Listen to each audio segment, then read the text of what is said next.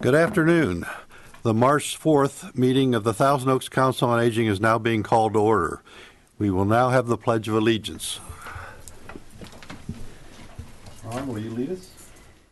I pledge allegiance to the flag of the United States of America and to the republic for which it stands, one nation, under God, indivisible, with liberty and justice for all.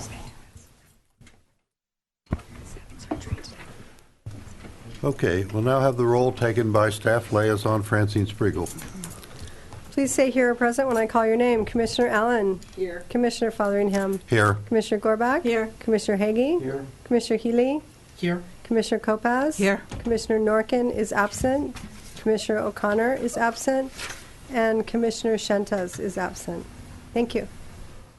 Okay, item 4 on our agenda is public comments. The speaker card is available. It's a nice lilac or lavender color here for those wishing to address the Council on Aging regarding items on the agenda or a subject regarding senior services in our city. Speakers are requested to state their name and city of residence for the record. 2 people so far have presented cards, and pursuant to city standards, speakers are allowed 3 minutes. The yellow light will flash when you have 1 minute remaining, and the red light will flash when your 3 minutes are up. So we'll start with Brenda Birdwell. Good afternoon. Happy March to everybody. My birthday month, in case you want to say happy birthday. Happy birthday. Thank you. My name is Brenda Birdwell, and I'm the Field Services Manager for the Braille Institute. I'm happy to say that we have a very robust support group that meets at the lovely Goble Active Adult Community Center every Friday morning at 10 o'clock. It's a great group. We have topics of interest. We have researchers come in. We have people who just share their experiences and tips that they've learned about how to deal with low vision. We are having a special program this coming Monday at Braille Institute in Santa Barbara. It's a joint program with Braille Institute and the Village of Santa Barbara about how to deal with diminishing vision. There's a flyer in the back if you'd like a flyer. Also, I have business cards. My phone number is 805-886-6025. And information on our website is at www.brailleinstitute.org. So if you know anyone who might be able to benefit from our services, please let them know about the support group at the Goble Center on Fridays at 10 o'clock. Thank you. Thank you, Brenda. And our next speaker card is from Corinne Berenson. Good afternoon. Thank you for giving me the opportunity to address you. My name is Corinne Berenson. I'm from Moore Park, and I'm here to introduce the local chapter of the National Aging in Place Council, along with my colleague Diane Sussman. This is a national organization, and we've just opened up our local chapter, which encompasses Los Angeles, Ventura, and Santa Barbara counties.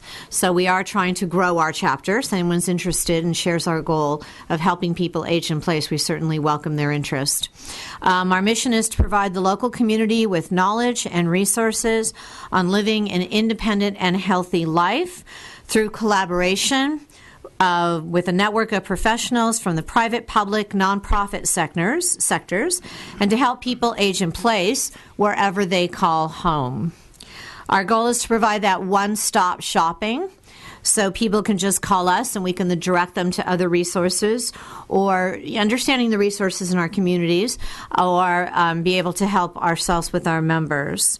So we hope to create partnerships with agencies like yours and others around the communities that share our same goal to educate seniors, and it's for the seniors or those planning to become seniors, because we think planning is the key to successful aging.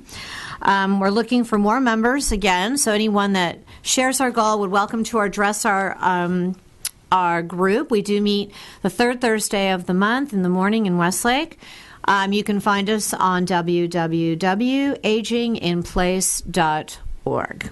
Thank you. Corinne, I have a question. Yes. While you still have a moment.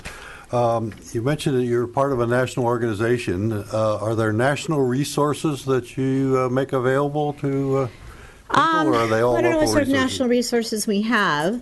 I was going to presented at another meeting, but they have something called Act 3.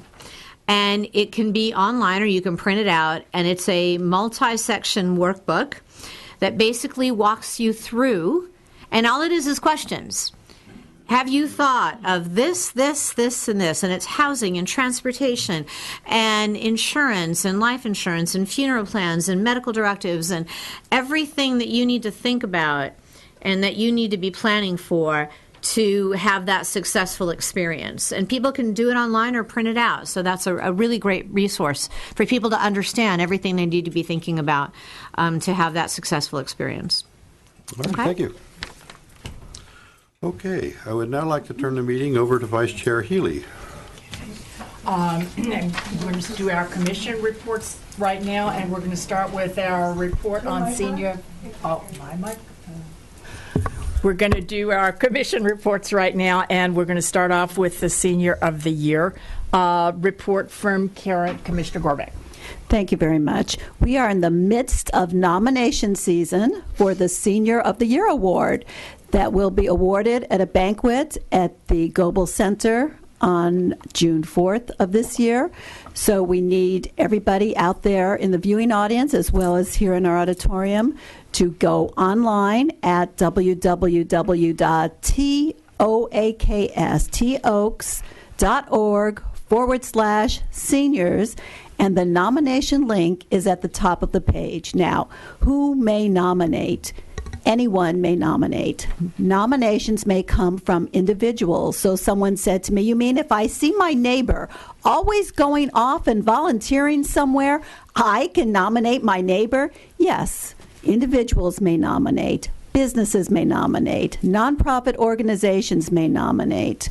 We look at an individual's total life of volunteerism, and within the last 5 years, 3 years need to have been doing some sort of capacity of volunteer work in the last 5. But we do look at someone's entire body of work in the world of volunteerism, and there are a lot of folks out there doing this. So go online, please. If you would prefer to print out the form, that's just fine. Go ahead, print it out and mail it or bring it in to the Council on Aging office, which is located at the Thousand Oaks Library on Jans Road. And the deadline is tax day. The deadline is April 15th. So I know you're going to remember that. Yes. We have 4. And yes, that's wonderful. We already have some nominations, I'm told. So let's bring in some more. And if you have any questions, please call the Council on Aging at the Thousand Oaks Library. Thank you. Thank you, Karen. Our next report is going to be on education, also provided by Commissioner Gorbeck. Okay, thank you very much. You know, every month I like to just point out a couple of educational opportunities for individuals because, as we have discussed many times before, we keep our brains agile and engaged by learning new things all the time. So what I'm going to present to you, please don't consider as endorsements, but it's for informational purposes only. And I see that coming up at California Lutheran University tomorrow night is a program in celebration of International Women's Day, and it's called Killing Us Softly, number 4, Advertising's Image of Women. And it's going to be both a video production as well as a discussion by the Gender Studies program at CLU. That's tomorrow night from 7 to 10 in Richter Hall, and admission is free. We have another program coming up on Monday, March 9th, that's called The Contested Murder of Latasha Harlins. And this is sponsored by the Center for Equity and Justice and Multicultural Programs at CLU. And it is a discussion about it's a discussion with historian Brenda Stevenson, who is going to discuss racial injustice and share her recent book, The Contested Murder of Latasha Harlins, Justice, Gender, and the Origins of the LA Riots. Again, that is Monday night, March 9th, 7 p.m., and that program is free also. I'll just give you one more. Coming up next week, again, Thursday, March 9th, former mob boss and prison inmate turns to faith, Michael Franzini.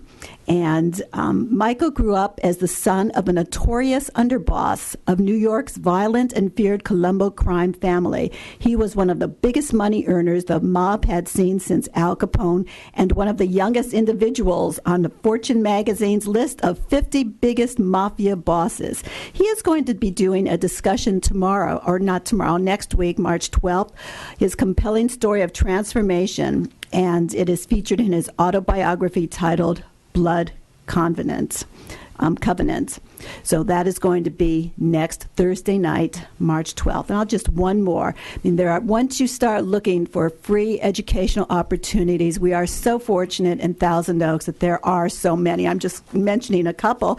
This one is coming up also next Thursday night at the Grant Brimhall Library on Jans Road, and it is a lecture called Natural Habitats and Native Flora of CSU Channel Islands and the Impact of the Spring Fire.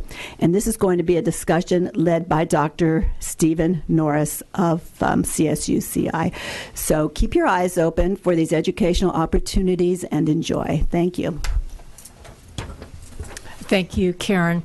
Our next report, commission report, will be given by Chair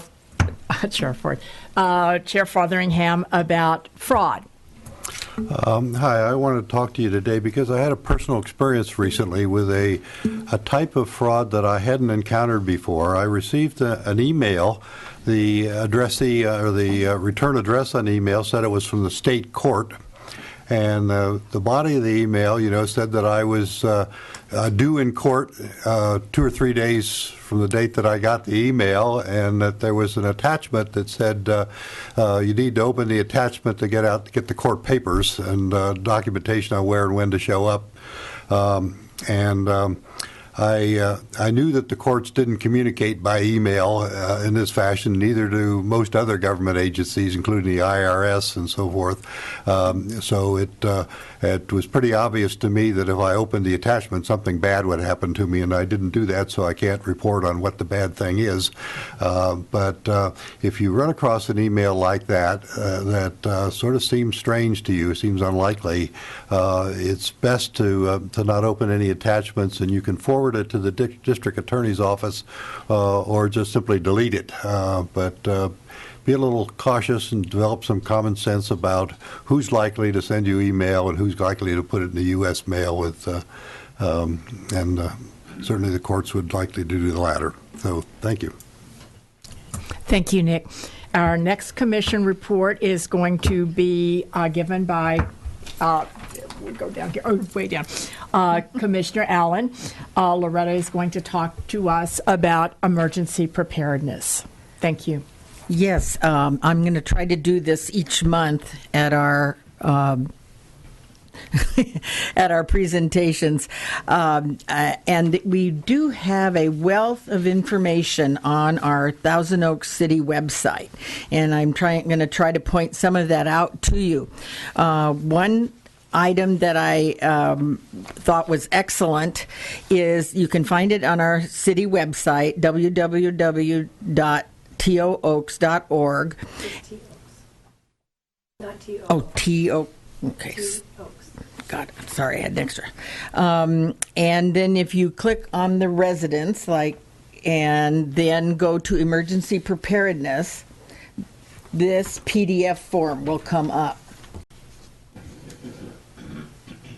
And this is 5 life-saving actions after a disaster. And I think I would recommend that everybody print that out and have it available to them, because when we get nervous, everything goes out of the brain.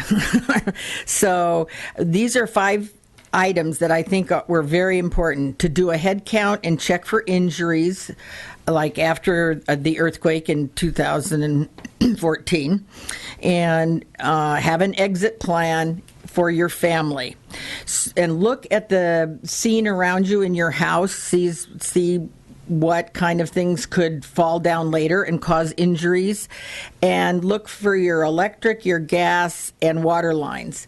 Now, I know the gas company always says don't turn off your gas unless you really smell gas, because it is an effort to turn it back on and you might not have any for a while.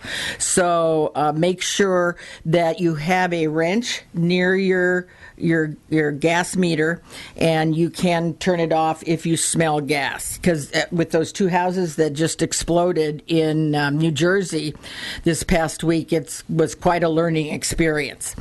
Also on here, the third point is that obviously you don't want to make unnecessary phone calls and turn on your radio. It is a good idea to have a landline next to your bed or something. I know that saved me in the 2014 earthquake.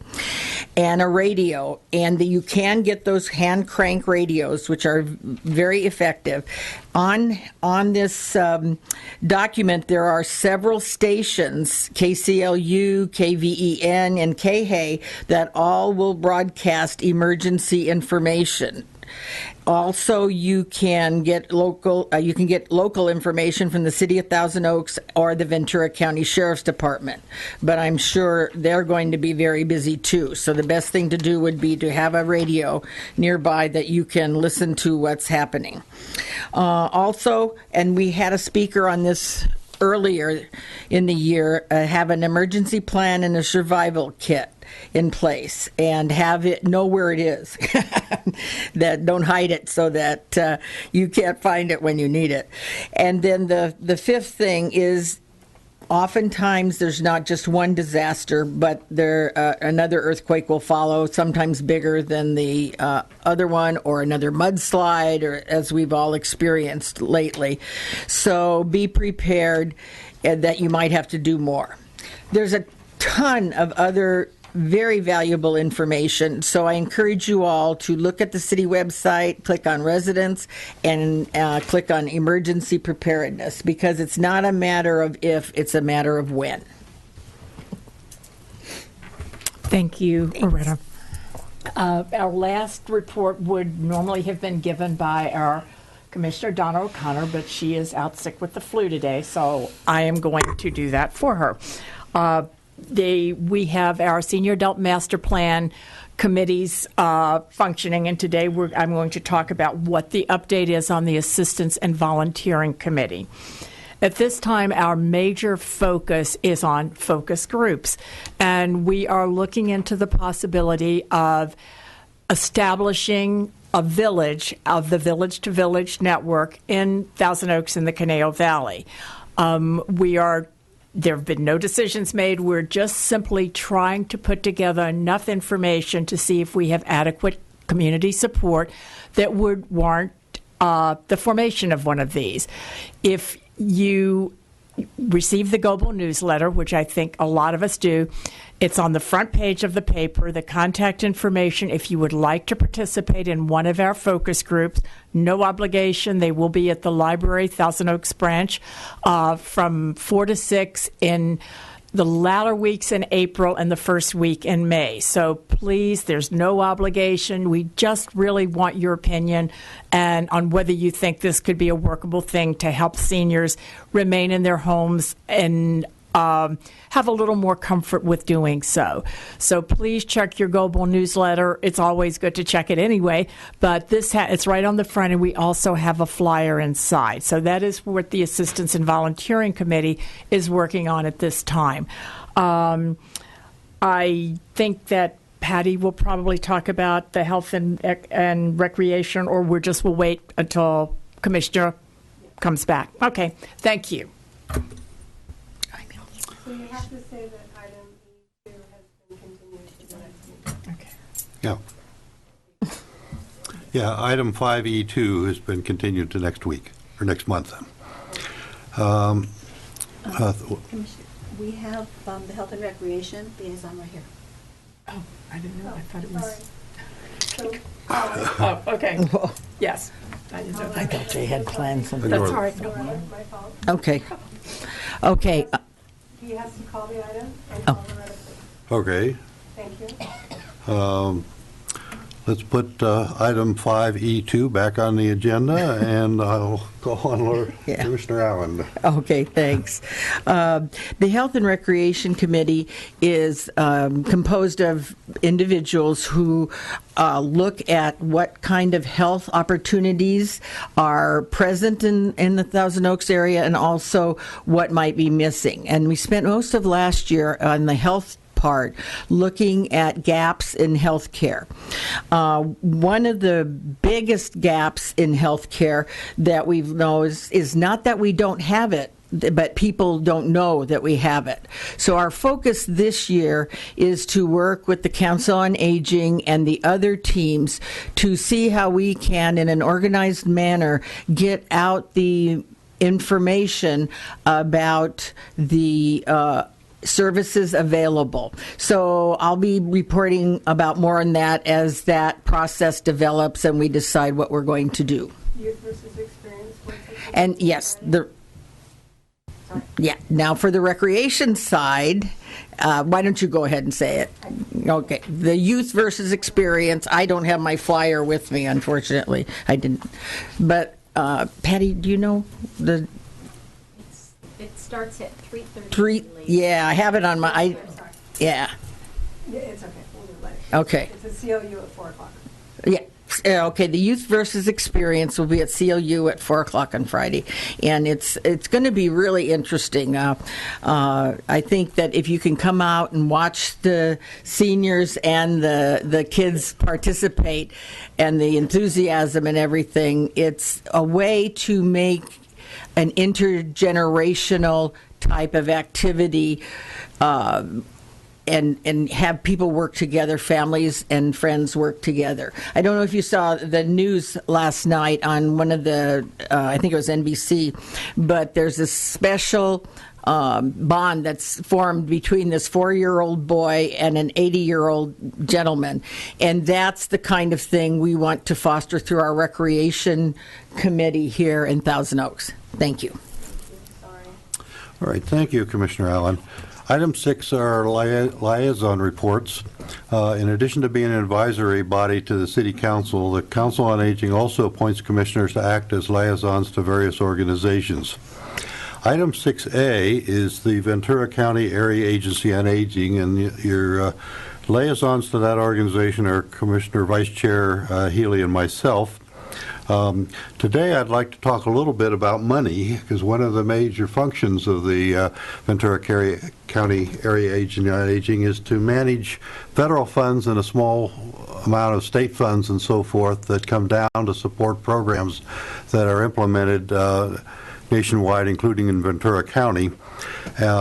And one of those that many of you may have had some contact with are the meals that are being served. If you've eaten lunch at the Global Center and the cafe there and so forth, you may have taken advantage of some of these affordable meals and so forth that are supported in part by this program.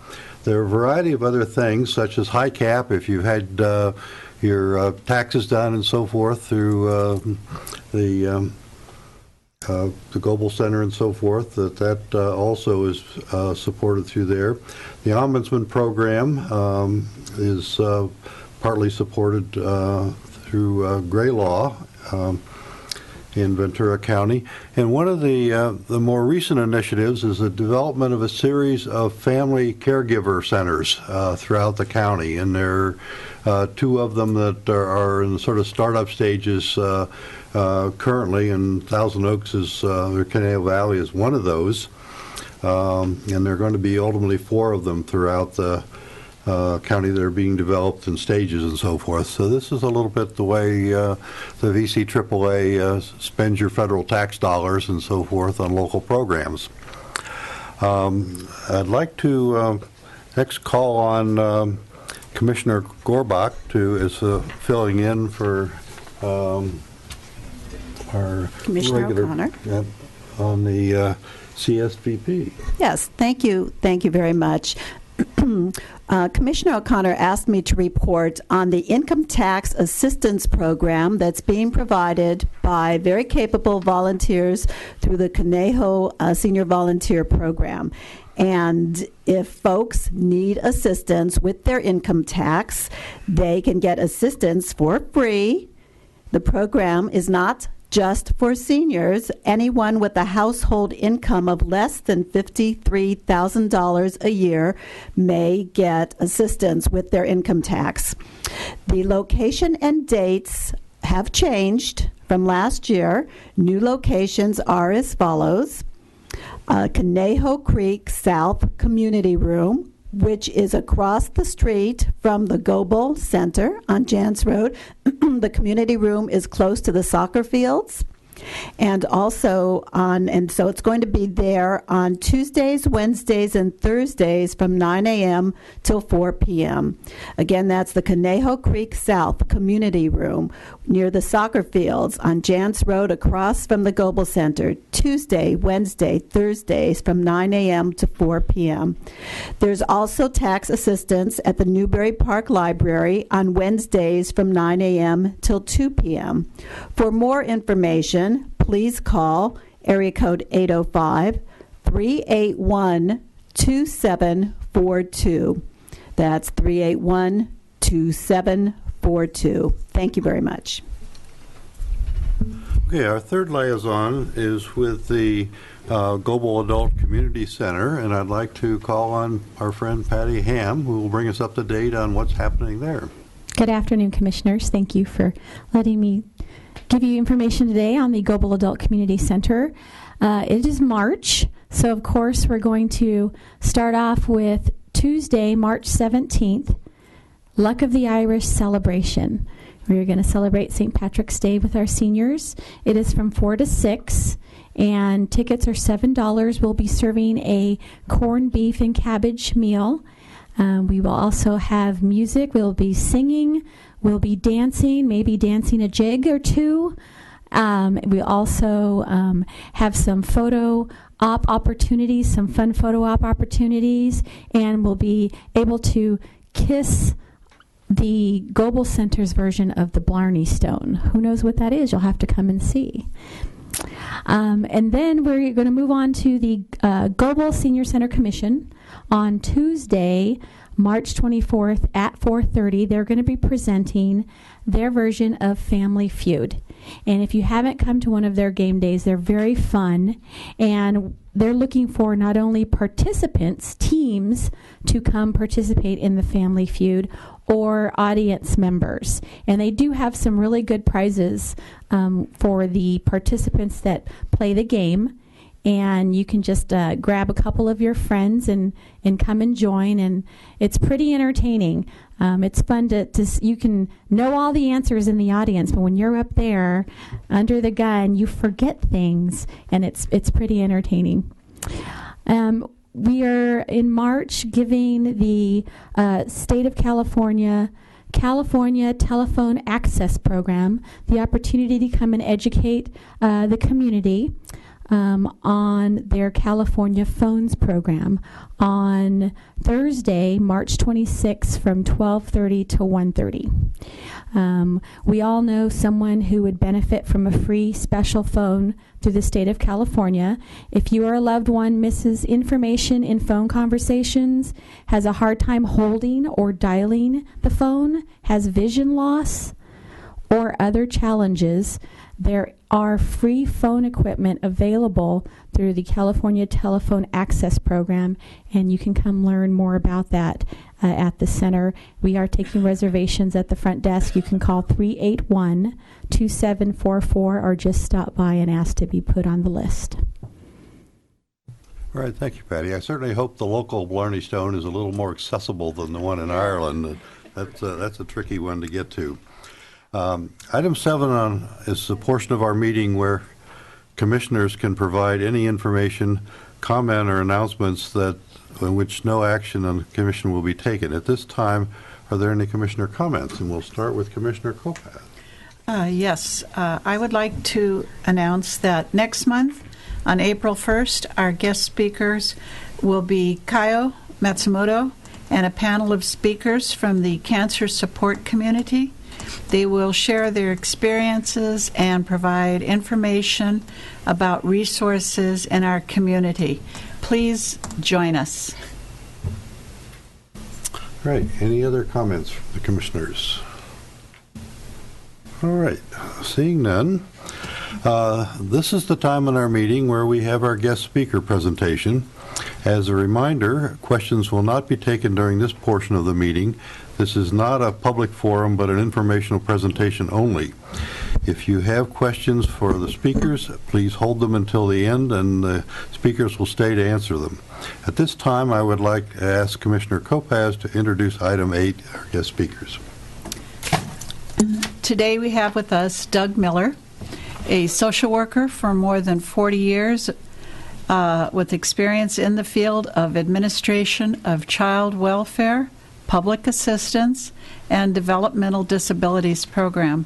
He will be addressing the issues today of kinship care and of grandparents raising grandchildren, both of which are growing issues in our country today. He will also be sharing information on resources and services available for kinship care families. Welcome, Doug. Thank you. Thank you for the invitation to speak. Kinship care is something that folks think they might know something about, not sure. And so we have, at the agency I'm with, Kids and Families Together, been endeavoring for the last 4 years to do outreach in various communities and throughout Ventura County. Kinship care is defined as a relative or family friend taking primary responsibility for the care of someone else's child in the absence of their biological parent. Now, we're talking about raising someone else's child full-time, not babysitting after school, not Saturdays while your daughter or daughter-in-law goes grocery shopping. We're talking full-time. And there are two kinds of kinship care. There are the formal arrangements that take place for a variety of reasons, more typically where Child Protective Services has become involved with a family and removed children from their custody and placed them with relatives intentionally. That is typically called foster care. And most folks don't know that 1/3 of all the children in foster care in Ventura County are in fact being raised by relatives. There is also, and I'll discuss that in a little bit more detail in a bit. There's also informal kinship care. Now, informal kinship care, and I should note that for every one child, research tells us that for every one child that is formally being cared for by a relative, there are 6 children who are being cared for by relatives in an informal way. Now, informal situations are those where family members will step forward and say, "You're having a little trouble here. Let me take Johnny off your hands for a couple of weeks." Situations where perhaps a daughter is or daughter-in-law is having surgery or medical problems, and so their grandchild or niece or nephew will come to live with grandma for maybe a few months, while perhaps surgery takes place and recovery, those kinds of things. We also have situations where family members go into drug or alcohol rehab treatment programs. And so someone steps forward. You often, not often, sometimes you hear about the classic situation where a family is moving out of town and the son or daughter wants to stay behind to graduate with his class. And so a friend or neighbor, a close family friend, maybe even a school teacher or coach steps forward and says, "Let him come live with me for the last 3 months of his senior year so he can graduate with his class." those are informal situations, and they happen, again, 6 times as many as those formal situations. Now, this is at a point where I often ask an audience to the question of, and you can't respond, so I want to share with you. I'll often ask the question, how many of you in the audience were raised by someone other than your mom or dad? I might also ask, how many of you in the audience are currently raising someone else's child? Now, I share this with you because I worked for 3 years in what we called the Kinship Coalition Project, where we gathered community groups in Simi Valley and Moore Park and Ventura and Oxnard and Santa Paula and Fillmore. And in each of those communities, I reached out to community groups and individuals to invite folks to participate in a committee discussion, if you will, in each of those communities about kinship care, and to help educate folks in the community, to raise community awareness, to do outreach through other organizations to identify families.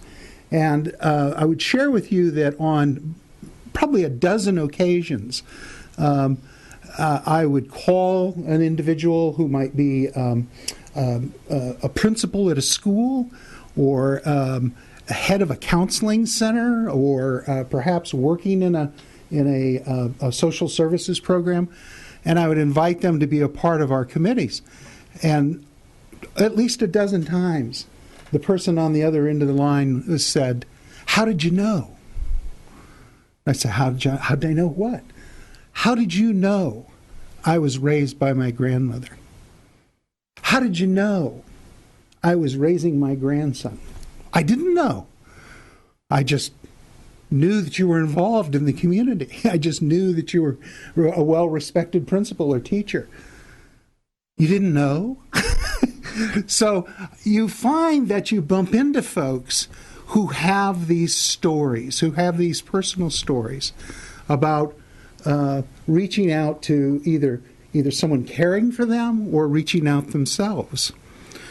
Would share with you a couple of personal stories. This is a little reach. My first wife's mother was dropped off back in the Depression with her brother at an orphanage. And the people who came back to get her and her brother were an aunt and uncle 3 years later. She was not raised by her mother and father. Would also share with you that my second wife, who I was married to for 35 years, her father abandoned the family when she was an infant. And her mother, who was struggling, took she and her brother to an uncle. And they were raised for a couple of years by the uncle and aunt.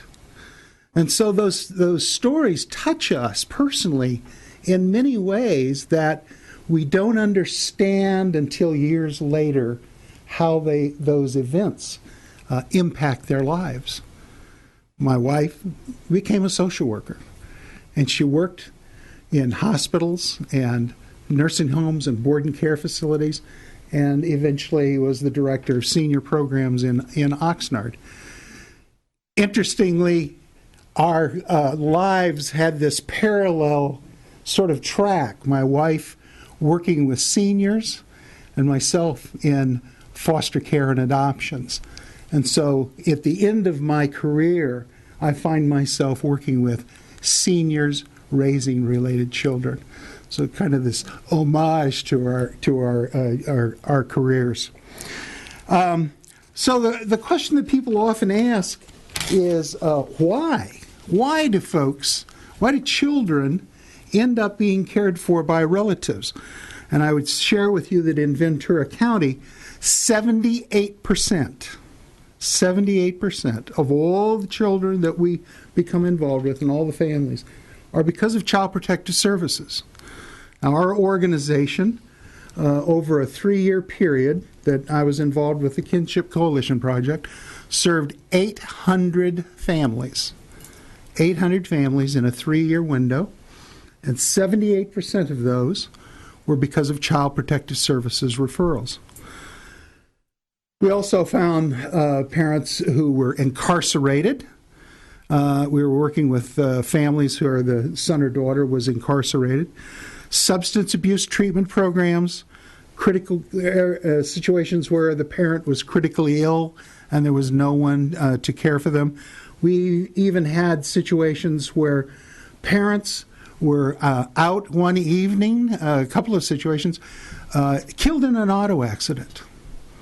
Could you imagine getting that phone call on a Friday or a Saturday night? You need to come to the police station. Your son and daughter-in-law have been killed in an auto accident, and we have the children here. You need to come and get them. Those situations happen. We also have found over the last couple of years families involved because of military duty assignments. Husbands and wives who are both in the military, both active military, and they are required, if they have children, to have a family plan. Because if you are ordered to go, you go. You don't say, I can't because my daughter. You have to have a plan. And so if you receive those orders, pack your bags, your unit's going to Afghanistan, but my daughter, you put your plan in place and you go. There's no out. So we find that there are culturally generations, hundreds of years where certain ethnicities and cultures have been involved in that kind of kinship care, that intergenerational care. In fact, I lived in Arizona for a number of years and learned that a Navajo family who perhaps does not have a son may be given a son by another family member. And so it is in the Navajo tradition that when an individual introduces themselves to another who does not know them, the first thing they say is who they were born to. Who was their mother first, who their mother was, and then who their father was, and whose clan they are a part of, and then who is raising them. So many cultures have that sense of kinship care ingrained in the way they behave and how they respond in their community. Now, I was the director of Child Protective Services in Ventura County 25 years ago for a window of time. And Judge Jim McNally, who was the sitting juvenile court judge, and he and I would have lunch from time to time to talk about how we doing and problems he was seeing from the bench, and he would give me some kind advice about what he thought we needed to be paying attention to. And one day he said, I had a grandmother stand up in the back of court today and say, why can't I take my granddaughter home? And he said, I didn't have an answer for her. Why can't she? I said, well, we're obligated to use, foster parents, and we go through this licensing process, and they have to be trained. And he said, that's not good enough for me. So you go back to your staff, and you have the conversation about why aren't we considering relatives. So I went back, talked to my staff, and they just laughed and laughed and laughed because he didn't understand. And I said, no, I think we don't understand because this is what the court wants. And so the staff we put together a list of 25 qualifications that a family member would have to meet before we would consider placement. I had lunch with him a month later and sat down with him and proudly presented my list. And he said, well, this is interesting. So tell me, at 2 o'clock in the morning, with a deputy sheriff at your side, which 6 are the most important? Which 6 will be the determining factor on why grandma can't take that grandchild home? I was stunned. I was just absolutely stunned. So I went back to my staff, and they were outraged. They were just outraged. Because don't you know, if grandma raised a druggie, she's no damn good either. Those were the words from the staff. So I went back, met with Judge McNally, and he said, I'll tell you what, you're either going to do it or I'll do it from the bench. Now, go 15 years forward. It is now federal and state law that Child Protective Services must give consideration to the placement of children with relatives. It's federal and state law. Now, that doesn't mean that it just, you walk up and you say, you got my kid there and I want to, my granddaughter, and I want to take her home. No, can't do it that way. Child Protective Services still has an obligation to look into the family, the related family. Do they have a prison record? Are there any wants and warrants? Do they have a history of domestic violence or drug abuse? There are things that need to be considered. And on that list is, where are they going to sleep? Because they can't just sleep on the floor in the corner. A child needs a bed. Child can share a room with an appropriate aged relative, but Child Protective Services is now legally obligated to consider related children. Didn't used to be that way. Now, I would share with you that there are almost 3 million children in the United States who are being raised by relatives. That's what the census data tells us. 350,000 in the state of California. And the 2010 census, 4 years ago, 2010 census, identified 6,000 grandparents raising their grandchildren in Ventura County. So who are the caregivers? 60% are over the age 50. Okay? 40% of those are married, and 25% are either single or divorced.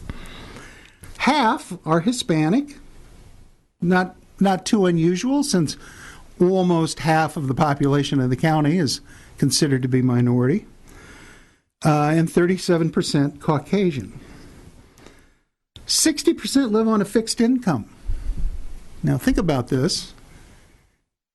Over 50, fixed income. Now here's the kicker.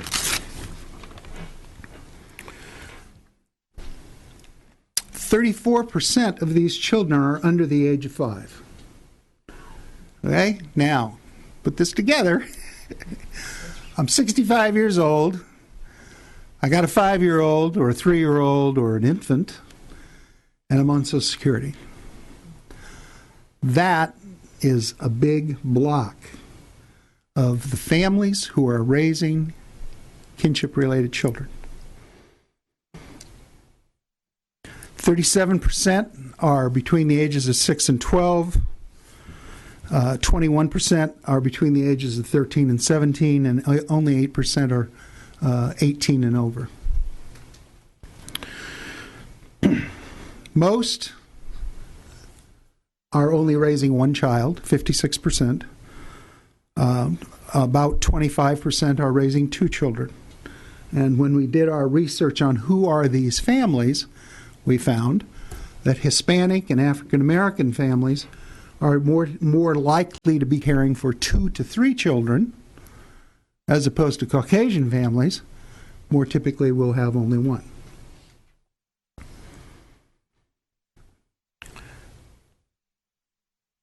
Almost 90% of the children who are placed with relatives by Child Protective Services are only there for about 6 months.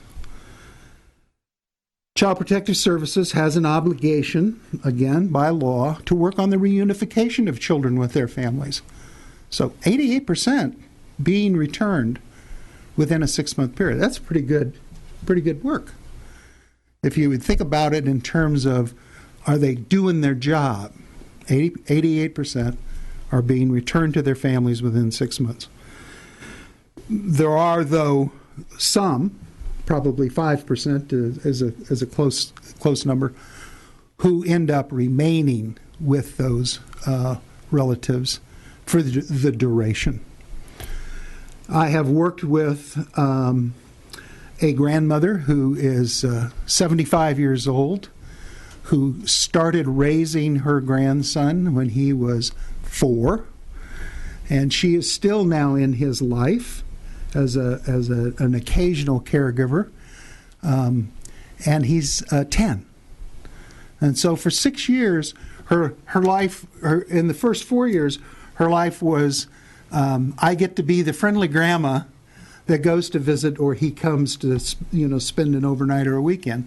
And for the next 6 years, she's the caregiver. She's making the rules. She's making his dinner. She's putting him to bed. And she's holding him when he's sick and crying. That's a big change in terms of what do people think they're going to be doing when they're retired. Where do they think they're going to be going? And so people's lives are literally turned upside down, not just the children, but those who then have to assume responsibility.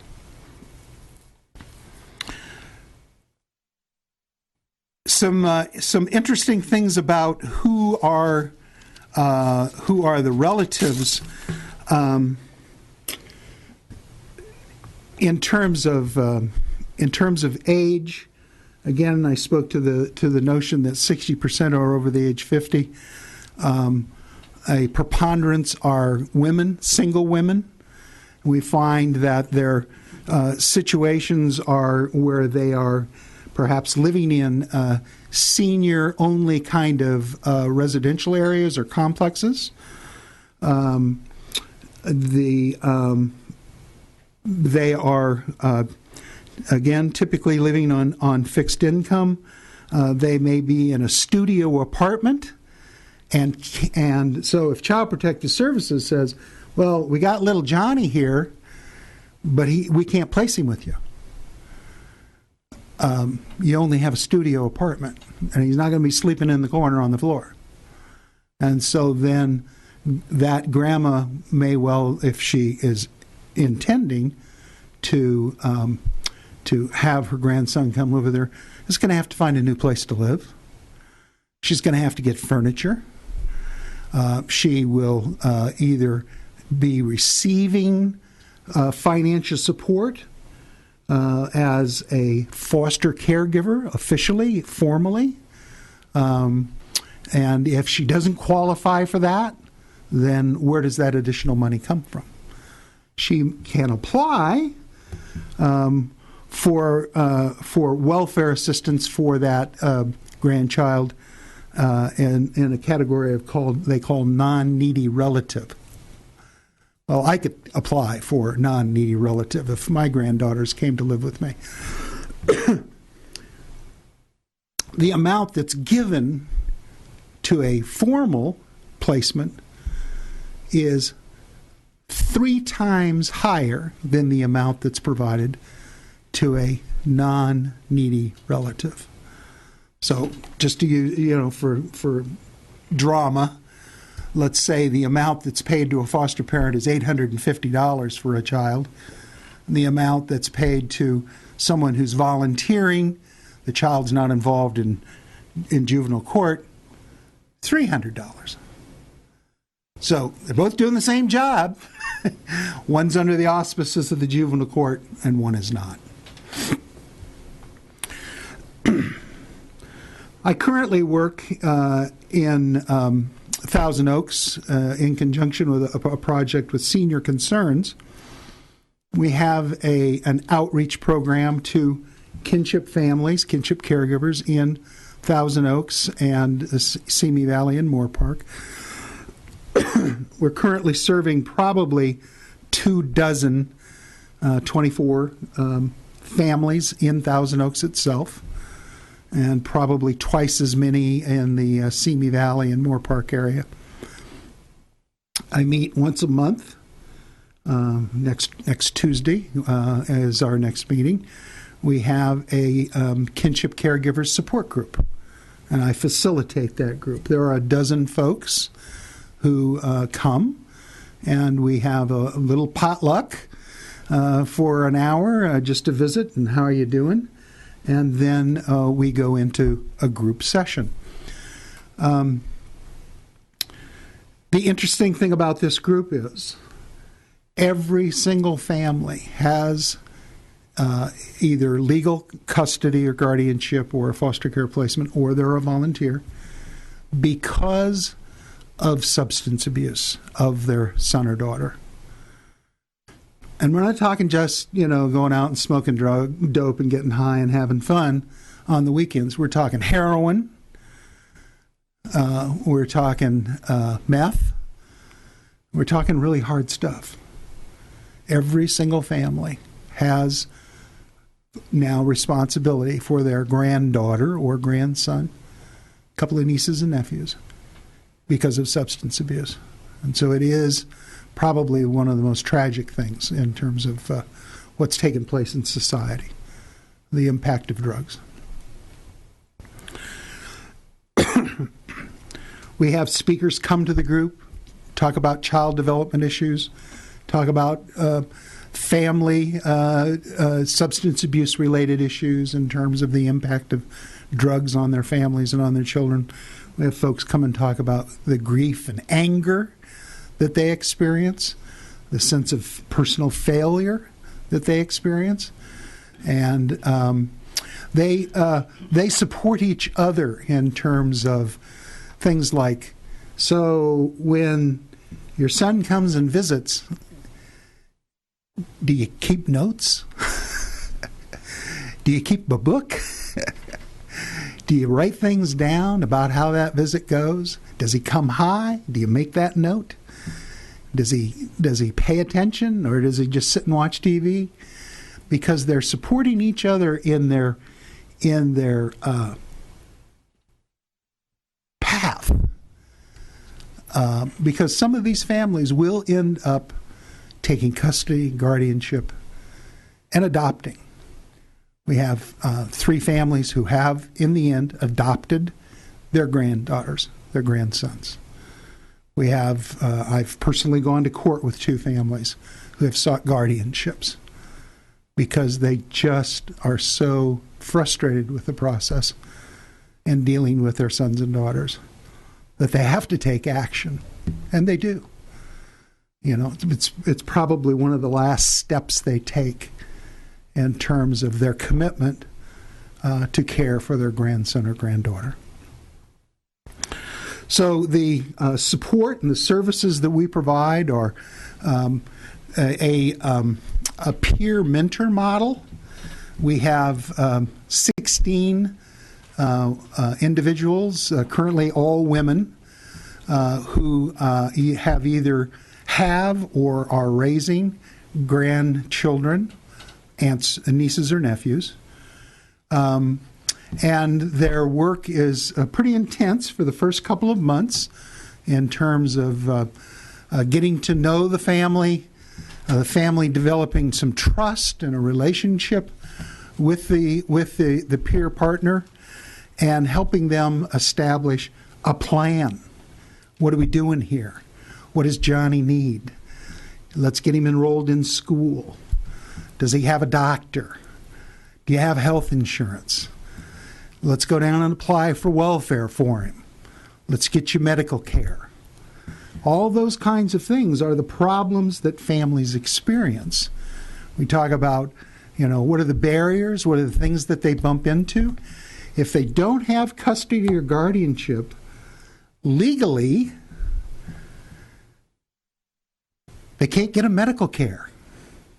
Legally, they can't enroll them in school.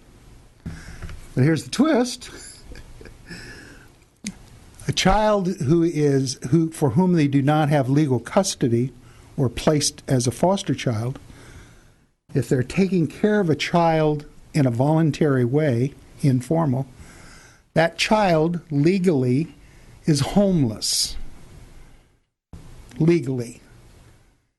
And so there is a provision in the law that says a homeless child must be enrolled in school immediately in the neighborhood of their origin.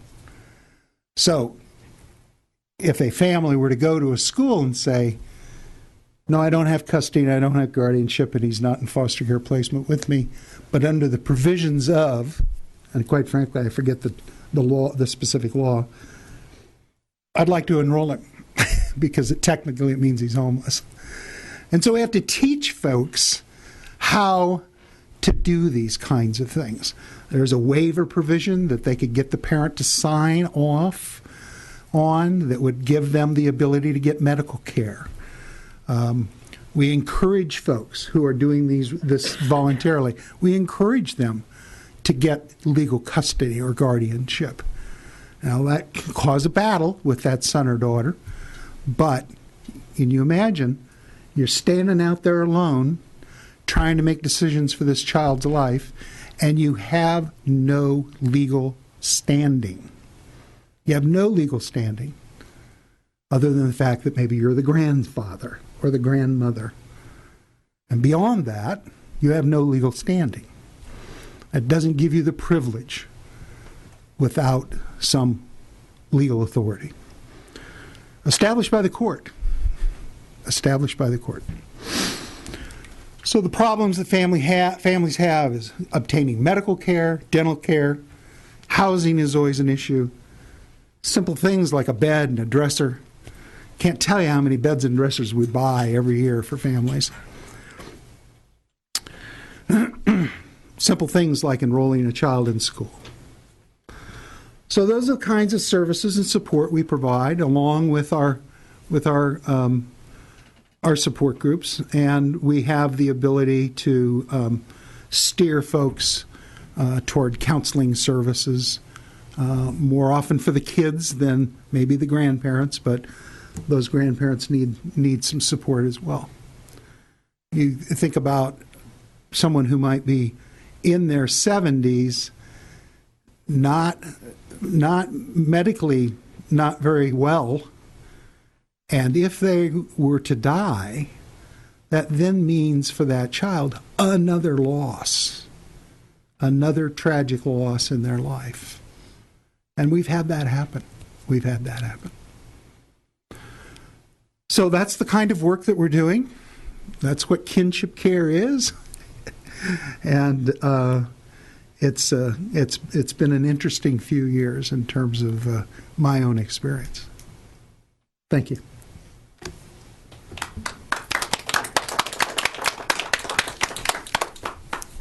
Okay, other questions from the commissioners? Yes, Karen. Thank you. Thank you for a really, really interesting presentation. Really appreciate that. I am familiar with, a bit familiar with foster care and the classes that potential foster parents need to complete and in order to become officially licensed through the county. I had never heard of non-needy relative payments. And how do folks who are listening out there who are voluntarily taking care of children, how would they apply for? Do you apply through the county or the? Right. You would go to the County Social Services, HSA, the Human Service Agency, and their assistance payments folks. I believe that's called CalWorks now, and they would apply for assistance for their grandchild, niece, or nephew, and they would say specifically that they're applying as a non-needy relative. Thank you. Yes. Yeah, that was an excellent presentation, and I had a very similar question. But also, if you come across someone who lives in the Conejo Valley and they don't know this happens to them, would they go to Senior Concerns? Should they call the Department of Social Service? What should their initial contact be so they could get involved in your support group? Well, I would suggest that they call our office. The phone number is 643-1446. And perhaps ask specifically about support groups in their community. And if they are interested in support and services beyond just attending a support group, the person they'd want to ask to speak to, her name is Kim Becker, Becker, Kim Becker. And she does our intake work. And she would make arrangements to go to the family home or meet them wherever they would like to meet. We have some folks who, they're embarrassed by where they live, and they'll say, "I'll meet you at my church. I'll meet you at my grandson's school. I'll meet you at a coffee shop, but I won't let you in my house."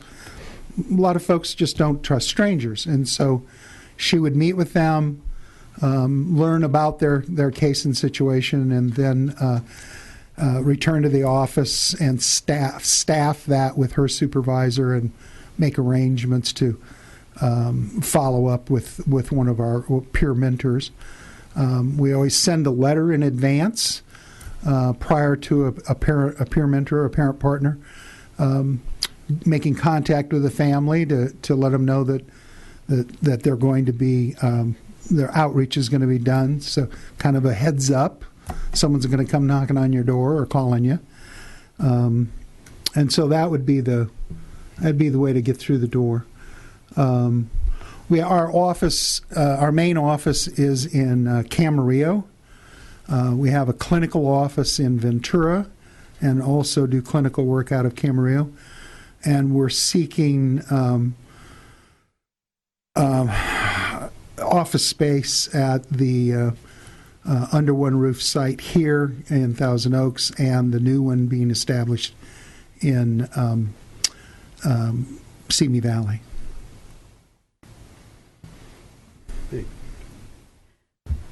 And the organization where you just gave all these locations, that is Kids and Families Together. Kids and Families Together. We have a contract with the Human Service Agency to do basically their kinship support work for all of the families that are being considered and have children placed for foster care purposes. And we also have contracts, multiple contracts with the County Behavioral Health Agency for assessment work and counseling work and such. And the agency has been doing this work for 10 years now. Yeah, I had a question too. You mentioned the sort of lack of legal authority of many of these informal relationships regarding medical care in schools and so forth. Are there issues where the children being raised by grandparents discover that the grandparents don't really have the status of a parent in our society in that sense, and then there becomes the difficulty with obedience, discipline, and so forth? I don't have to do what you say. Well, not because of any legal issue as much as it is you're not my daddy and you can't tell me what to do. More classic that. Yeah. No, not. I've never had in the 4 years I've been doing the work, I've never had someone come to me and say, my grandson won't mind because he knows I don't have legal authority. I've never had that happen. Okay. It's been more of a rebellious teenager. You can't tell me what to It's do. no worse than with the Right. parents. Okay. Right. I did remember the legal provision for school enrollment. It's called the McKinney-Vento Act. And McKinney-Vento, those were the two legislators that sponsored the legislation in California. And under the provision of the McKinney-Vento Act, children who are identified as homeless or considered to be homeless are to be enrolled forthwith. Yes. Thank you very much, Doug. That was Thank you. Totally interesting and informative to me because I didn't have a clue about that. What's really strikes me as so sad is that such a high percentage of these people are, the parents are really not there because of drug abuse, and which is just, that's just so hard that your children must have such a difficult time realizing that you are no longer there because of your choices in drugs. So thank you very much. That was something I had no idea about. Thank you. Okay. Well, if there are no other questions, I'd like to thank you again. Thank you. This Thank you wonderful for having me. presentation. Okay, before I adjourn the meeting, I have a couple reminders, one of which is that our next meeting is going to be April 1st, as Commissioner Kopaz mentioned and so forth. We look forward to seeing you all there, same place, same time of day and so forth on April 1st. And the topic will concern cancer support. If you have cancer, know somebody who has cancer, or afraid you might get cancer, this is probably the meeting for you. So look forward to seeing you then. If you have any information about if you'd like any information about the Council on Aging or have questions about the agenda items discussed, please call 805-381-7362 or email Council on Aging is all one word @toaks.org. Okay. There being no further business to come before the Commission and so forth, the Council on Aging meeting is now adjourned until our next regularly scheduled meeting.